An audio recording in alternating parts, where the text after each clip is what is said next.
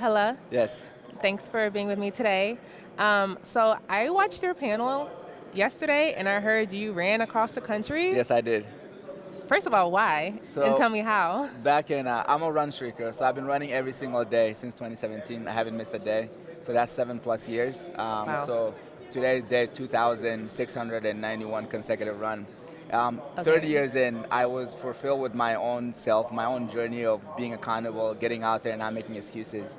And then I wanted to do something that was beyond what it was for me. And I decided to run across America, but for a nonprofit. The goal was to run from LA to New York City. It took me 84 days, covering 3,061 LA miles. to New York City. Yes. Why LA to New York City? Because since I'm in New Jersey, so New York City is like home. Coming from West Coast to Oh, East so you were Coast. running home. Yeah, I was running home, so that was Oh, in the mind. figuratively and like Yes. physically Yes, also. yes. Oh. While raising money and shoes for those who are in need for a nonprofit called Source for Souls. For back Yes. home, right?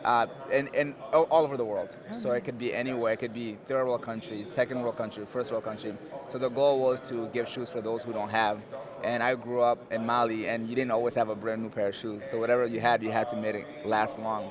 So that was my goal of running across America. It's crazy how you say that with a smile. Yeah. Like I can just hear and feel your energy coming through. Like you do this all with a smile. Like Yes. you ran like from LA to New York. People Uh-huh. can't just do that, and you did it with a smile. You've been doing. Yes. You were running since 2017. 2017. Every day. Yes. You're here smiling. Like most people run to lose weight or to like exercise. You ran for to make an impact. Yes. So you did tell me a little bit about like your why, but so tell me more though. Like growing up in Mali, how long did you grow up in Mali? What was it Yes. like? Was it specifically shoes you didn't have, or why shoes specifically? So growing up in Mali, I spent most of my early like childhood. I was there until the age of 13, turning 14, came to the U.S. So when I left Mali, actually, it was in '98. I was 6 years old at the time. We moved back in '99, and I didn't move back until early 2000 again, 2004. So I spent a lot of time being there, and I was one of the lucky ones for sure in Mali. Even though Mali is one of the poorest countries in the world, I was very lucky. My parents were both professors, so I had food on the table, I had a roof over my head. Nice. But there's certain things that you don't even know that you don't have until you come to the U.S. You know, you're not missing what you don't have. So we ran around barefoot playing soccer or football. We love the game. You get cuts on your legs. You don't even care. As long as you're home by dinner, you're good. So coming to the U.S., I had different dreams and aspirations. Wanted to be a professional soccer player.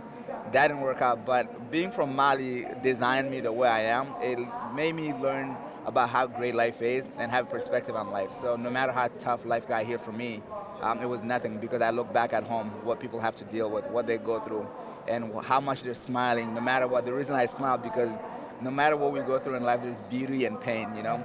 You either learn or you end up being more grateful than what you always were because they can always be worse, you know? So Mali installed that into me. This is why I am who I am today. This is why I enjoy my life, and I look back at people who don't have what I have, and in the back of my mind, I'm working for those who can't. Wow. You wanted to be a professional soccer player, but I Correct. feel like you're much more. You're making Thank you. a huge impact. Thank you. For not just Mali, like you corrected me, but like for people in any third world countries, Yes. or anyone looking for help.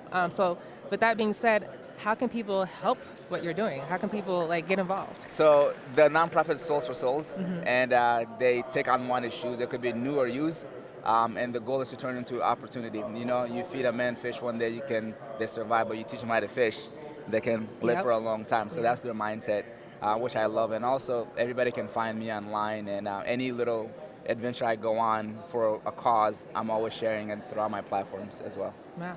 So you now live in the U.S., correct? I You live in said the U.S. I've been here. New Jersey? I'm in New Jersey. I've been New in the Jersey. U.S. for 20 years now. So I was joking around with some friends, as I said yesterday. You know, I've been here for so long now. When I go back home, they're like, "The American is back." You wanna But go being back. back here, my identity, I am the African that's in the U.S. So It's funny yeah, I'm because proud of both. you're proud of being both, here. of them, Yes. especially. So let's talk about that. So when people talk about Africa, obviously more so back in the past than now, because we got Afrobeats, we got so many things that are helping to the image of Africa improve. But for people who are like you, like you and I actually, we have both are African, and now you have a lived experience in America as well. What would you tell people who are still like struggling to see the potential of Africa? Oh, Africa is beautiful. It is actually perfect. I know that we said there's no such thing as perfection. I believe Africa is perfect. I've been to a few countries, and being in Mali, you just see beauty in so many ways. There's beauty in happiness, right? There's beauty in the struggle that people go through, in the sense of nationalism that we have. I've never seen anywhere in the world. I've been to so many parts of the world humbly. I've never seen the sense of nationalism. The thing is, like, let's say, for example, you're in my household, you're going to work, they make a meal for everybody, right? They make sure you come home with a meal, even if it's not enough to make you full, but no one will leave you behind.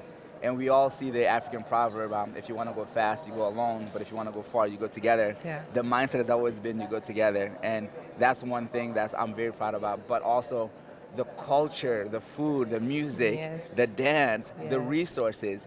And I'm very proud to say I'm African, because if we see the world, the reason the world is what it is today is because of the motherland. You heard And that's it a right. fact. And if you don't really believe that, you can do your research. Even till this day, the amount of resource that's getting out, coming from Africa, pumping into the rest of the world and making it run.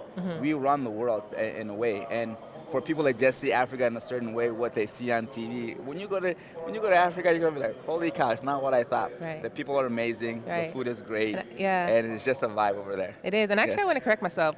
It's good to help people see the potential of Africa, but Yes. Africa has already.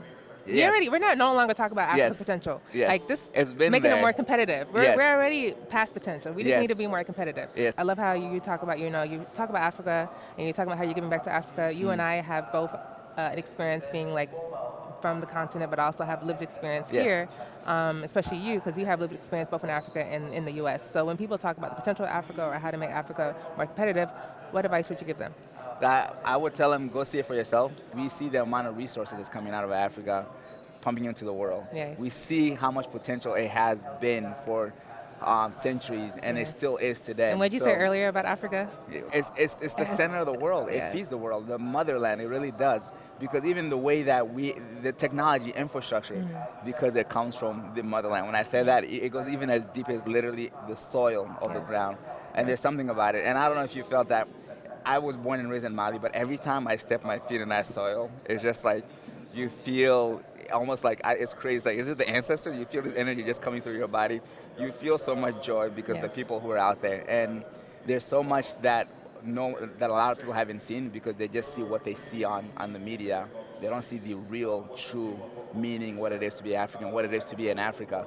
So my advice for everybody, if you have the potential, go out there and you're going to see for yourself. Nice. And thank you so much for being with us. I Yes. think you're running the best race, Yes. which is to give back. Yes. So keep doing that. Thank you.